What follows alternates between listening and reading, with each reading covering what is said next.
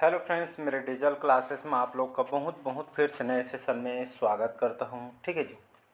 तो हम छत्तीसगढ़ के जो है प्राचीन इतिहास पढ़ रहे थे। ठीक है, इसका फर्स्ट पार्ट अपलोड हो चुका है, उसको जाके देखिएगा। इसके बाद जो है ये हमारा सेकंड पार्ट, इसको देखिएगा। ये मेरे से रिक्वेस्ट है, ठीक है, आपसे रिक्वेस्ट कर रहा हूँ कि जो है फर्स्ट पार्ट को देखिए, इसके बाद जो सेकंड पार्ट देखिए। ठीक है, प्राचीन इतिहास के लगभग 100 से भी ज़्यादा मोस्ट इंपॉर्टेंट सिलेक्टेड क्वेश्चन को तैयार किया गया है। ठीक है, आपके जो रिसेंटली एग्जाम के लिए कौन कौन से एग्जाम के लिए काम आएगा, तो यहाँ पे जो मैं बता दूँ, यहाँ पे सभी एग्जाम के लिए काम आएगा। छत्तीसगढ़ के कोई भी एग्जाम में आप तैयारी कर रहे होंगे, चाहे शिक्षाकर्मी भर्ती हो, सीजी पुलिस हो, व्यापम में कोई भी एग्जाम का आप तैयारी कर रहे होंगे, प्री के साथ साथ आपके मेंस के में काम आएगा। हॉस्टल वार्डन, प्रयोगशाला, आपके पटवारी वगैरह हर एक एग्जाम में काम है। ठीक है, सभी एग्जाम के लिए सिलेबस अकॉर्डिंग यहाँ पे जो कंटेंट को तैयार किया गया है। ठीक है, और सभी क्वेश्चन आपसे बनेंगे, ऐसा नहीं सभी क्वेश्चन आपसे बनेंगे।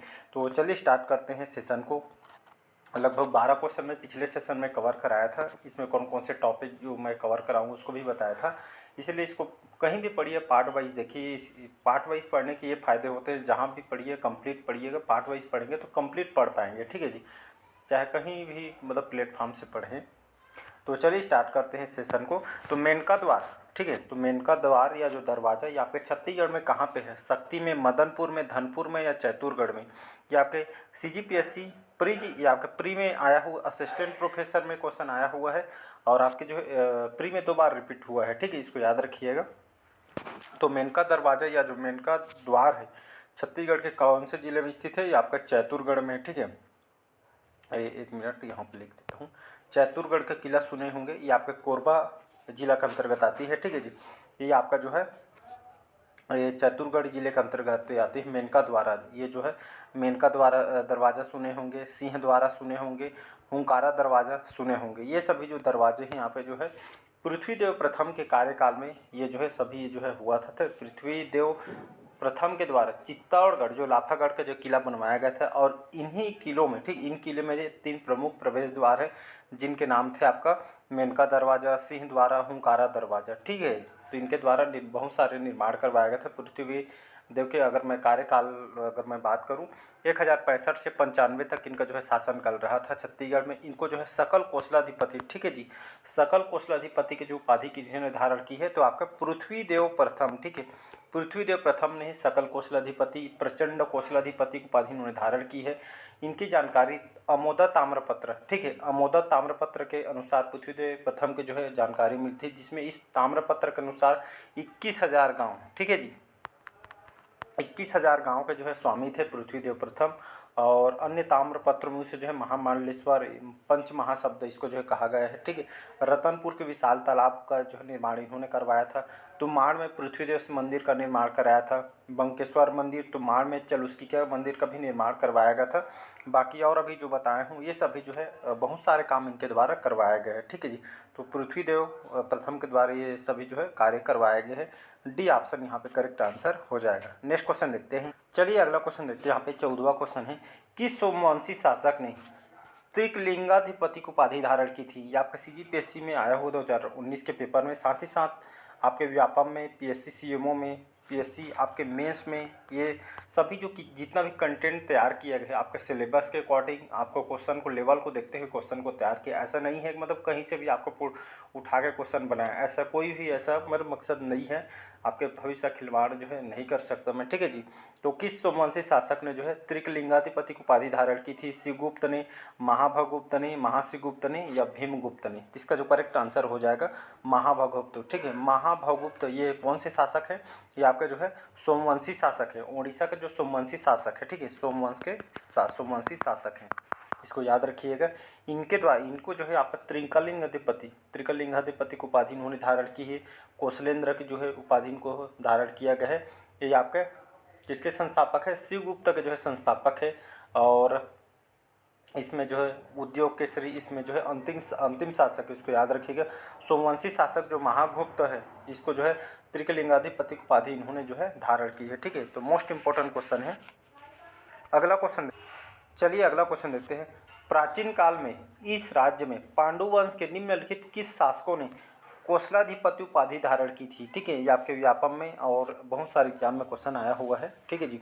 तो प्राचीन काल में इस राज्य में पांडु वंश के निम्नलिखित में से किस शासक ने कोसलाधिपति उपाधि धारण की थी? तिवरदेव ने, नन्नराज ने, हर्षगुप्त ने या महाशिवगुप्त बालार्जुन ने? तो इसका जो करेक्ट आंसर हो जाएगा यहाँ पे, कौन सा करेक्ट आंसर हो जाएगा? तिवरदेव इसका करेक्ट आंसर हो जाएगा। तीनों ने ये जो है, जो तिवरदेव कौन है? तो तिवरदेव जो है ये आपके जो है पांडुवंशी शासक है। ठीक है, पांडुवंश के शासक हैं। ठीक है जी, पांडुवंशी। तो तिवरदेव यही जो शासक थे, पांडुवंशी शासक, जो आपके कोसलाधिपति या सकल कोसलाधिपति उपाधि इन्होंने धारण की थी। पांडुवंश का विस्तार इन्होंने जो है तिवरदेव ने कहाँ तक किया था? उड़ीसा तक इन्होंने किया था। और ये कौन से धर्म के अनुयायी थे? तो याद रखिएगा, वैष्णव धर्म के जो है अनुयायी थे। ये जो धर्म आपका जो है सीजी व्यापम में आपका जो है पीएससी प्रोफेसर के एग्जाम में क्वेश्चन आपसे पूछा जाए, मतलब क्वेश्चन जितना डाटा मैं बता रहा हूँ उसको जो है, ठीक है जी, जितना डाटा बता रहे हैं आपके एग्जाम के रिलेटेड बता रहा हूँ, कोई भी डाटा नहीं छोड़ूंगा। ठीक है जी, जिसका जो है ए ऑप्शन करेक्ट आंसर हो जाएगा। तिवरदेव जो है प्रमुख शासक है, सिरपुर पांडुवंश के शासक हैं। ठीक है, इसको याद रखिएगा। अगला क्वेश्चन देखते हैं। चलिए 16 क्वेश्चन है। निम्नलिखित कथन को पढ़िए। सीजीपीएससी जो है असिस्टेंट प्रोफेसर इंजीनियरिंग पेपर में आया हो 2016 के। समुद्रगुप्त की प्रयाग प्रशस्ति में छत्तीसगढ़ का जो है कौशल कहा गया है। फर्स्ट सेकंड देखते हैं। समुद्रगुप्त ने अपने दक्षिण जो अभियान में जो है कौशल के राजा महेंद्र सेन को इन्होंने पराजित किया था। थर्ड पढ़ते हैं कथन कि जो है उसने इस राज्य को अपने साम्राज्यों में सम्मिलित कर लिया था। तो यहाँ पे कौन सा कथन यहाँ पे जो है सही, इसको बताना है। तो यहाँ पे देख सकते हैं सही उत्तर चुनना है। 1 और 2 और 3, 2 और 3, 1 और 2 और 1 और 3। तो इसका जो करेक्ट आंसर हो, बी ऑप्शन यहाँ पे करेक्ट आंसर हो जाएगा। 2 और 3 इसका करेक्ट आंसर हो जाएगा। ठीक है जी, 2 और 3 मतलब दूसरा और तीसरा। तो समुद्रगुप्त ने, ठीक है, समुद्रगुप्त ने अपने दक्षिणी अभियान में कौशल के राजा महेंद्र सेन को जो है पराजित किया था। ठीक है, और उसने इस राज्य को अपने साम्राज्य में सम्मिलित कर लिया गया था। ठीक है जी, तो ये जो है दोनों कथन आपका जो है सही हो जाएगा। अगला क्वेश्चन देखो। वैदिक काल में छत्तीसगढ़ को निम्नलिखित में से किस नाम से जाना जाता है? ठीक है, आप देखे होंगे छत्तीसगढ़ को रामायण काल में अलग नाम से जाना जाता है, महाभारत काल में अलग नाम से जाना जाता है। तो अलग अलग काल में अलग अलग नाम से जाना जाता है। ठीक है, तो उसी तरह जो वैदिक काल में छत्तीसगढ़ को निम्नलिखित किस नाम से जाना जाता है? दक्षिण कौशल, छत्तीसगढ़, दनकरनिया या इनमें से कोई?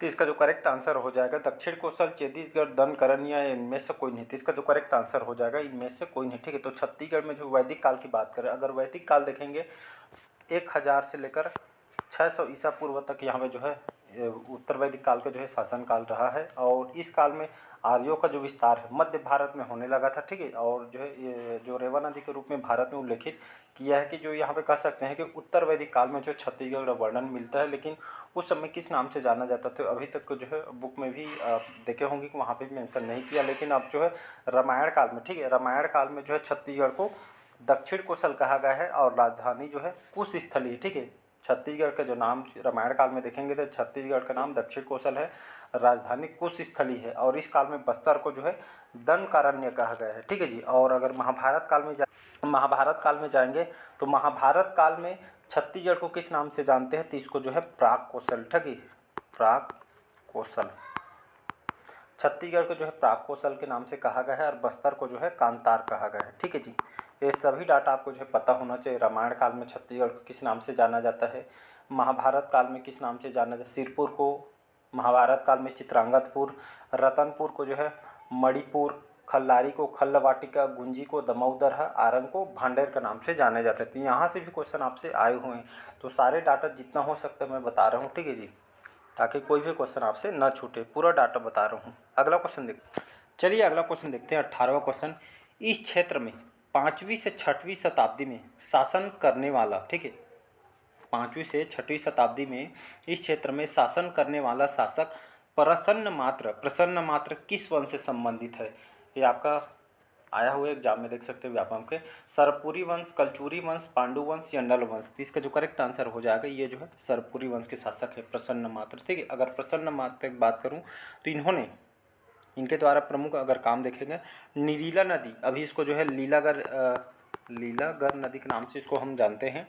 इसी के किनारे प्रसन्नपुर शहर, ये इसको जो है मल्हार बोलते हैं अभी, ठीक है जी।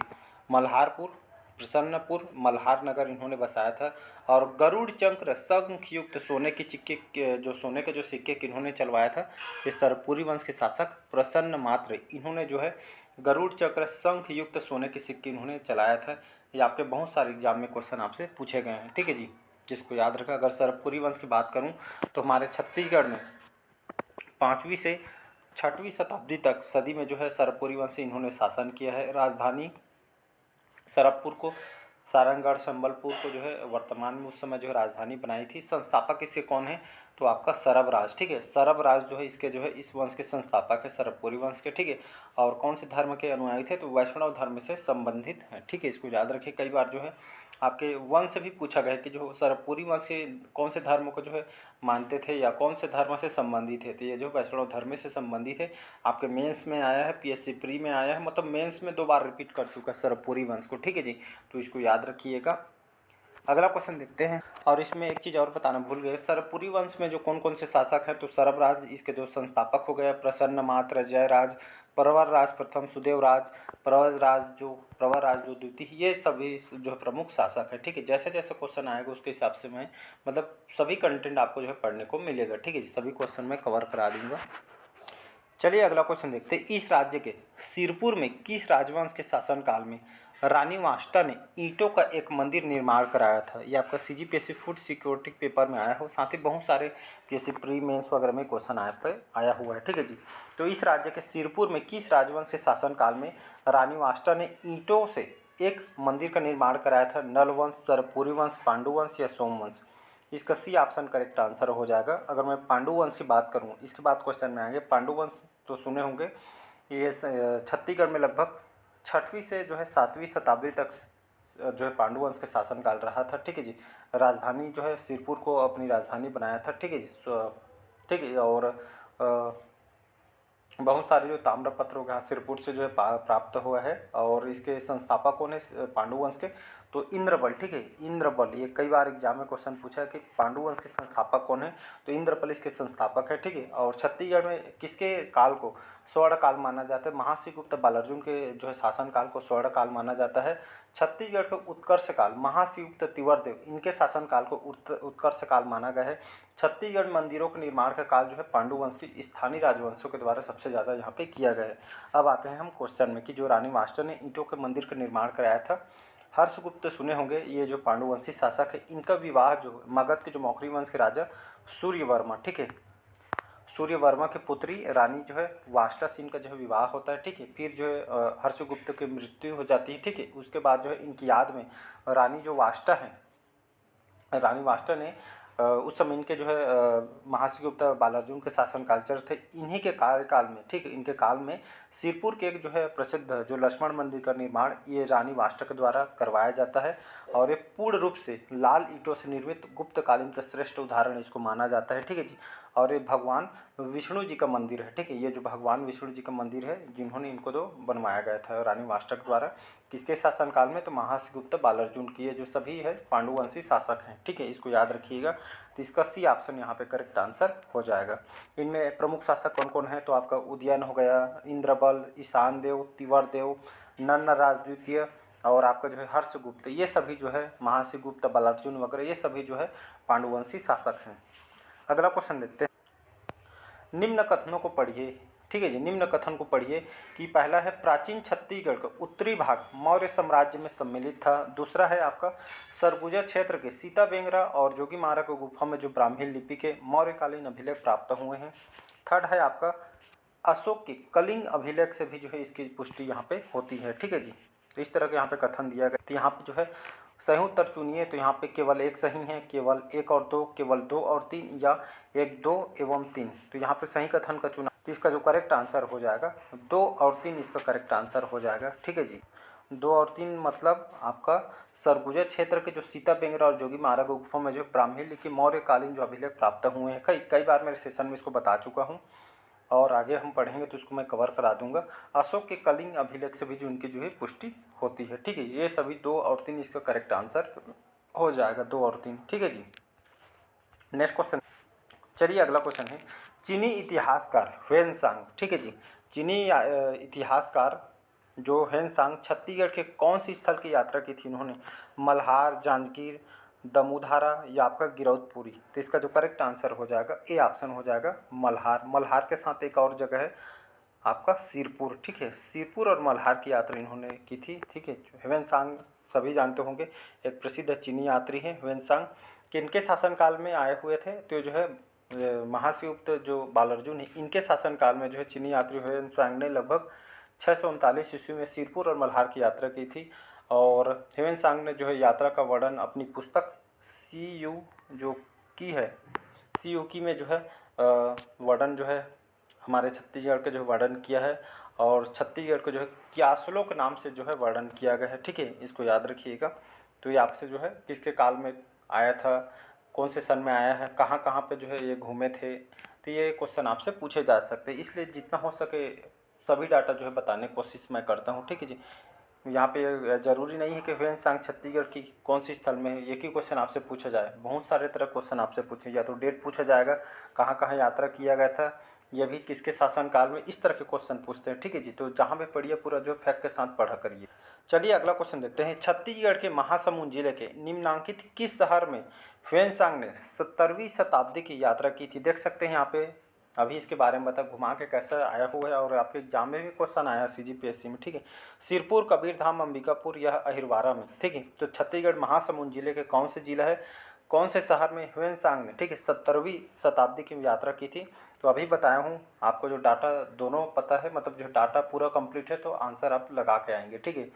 जब मैं आपको बता दिया हूँ सिरपुर और मल्हार तो बताया नहीं, और मल्हार से क्वेश्चन आ गया तो दिक्कत हो जाएगा। तो पूरा डाटा आपको पता होना चाहिए, पूरा डिटेल के साथ पढ़ा करिए, ठीक है। तो सिरपुर बताया और दूसरा आपका मल्हार बताया, ठीक है। तो लगभग 600 की कौन से सन बताया, 639 ईस्वी में जो है सिरपुर और मल्हार की यात्रा की थी, किसके शासनकाल में? तो महासिगुप्त, ये जो है गुप्त वंश के शासक हैं, महासिगुप्त बालार्जुन के शासनकाल में आए हुए थे, ठीक है। तो ये सभी को जो है पता होना चाहिए। तो चलिए आज का सेशन आज हम यहीं तक रखते हैं, वीडियो काफ़ी लंबा हो जाएगा, ठीक है। बढ़िया कंप्लीट पढ़ेंगे, पूरा डिटेल पढ़ेंगे, सभी डाटा जो है आपको बताऊंगा, क्योंकि एग्जाम में बैठेंगे तो ऐसा नहीं होना चाहिए कि सर जो है हमको आधा अधूरा पढ़ा है, ठीक है। तो हम पूरा डिटेल पढ़ेंगे, टाइम जितना लग जाए एक बार कंप्लीट पढ़ लेंगे तो आपका जो है सभी क्वेश्चन बनेंगे, ठीक है जी। तो पहला पार्ट देख के आपको जो है दूसरा पार्ट देखना है, और चैनल को आप जितना हो सके जो है आपके फ्रेंड सर्कल में जो है शेयर करिए, ताकि उन लोग भी इसका लाभ उठाएं, ठीक है जी। तो मिलते हैं अगले पार्ट में, आज का सेशन हम यहीं तक रखते हैं, ठीक है जी। Thank you.